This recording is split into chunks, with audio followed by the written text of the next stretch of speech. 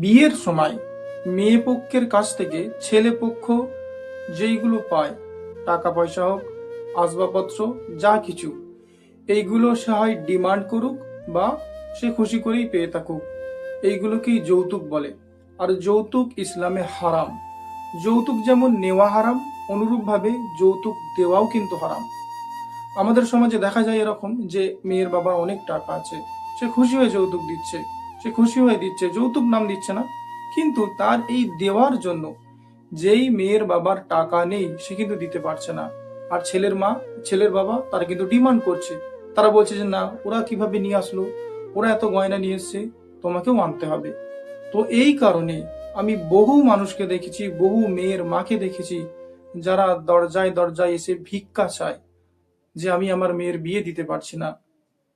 ভাই বিশ্বাস করো, রসুল সাল্লাল্লাহু আলাইহি ওয়াসাল্লাম আমাদেরকে যে ইসলাম দিয়েছে, সেই ইসলামে মেয়ের বিয়েতে মেয়ে পক্ষের কাছ থেকে একটা টাকাও খরচা হবে না।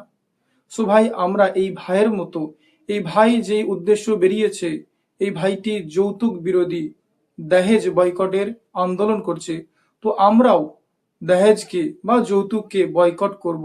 ভাই সকলেই এই ভাইয়ের আমরা সাথ দিই।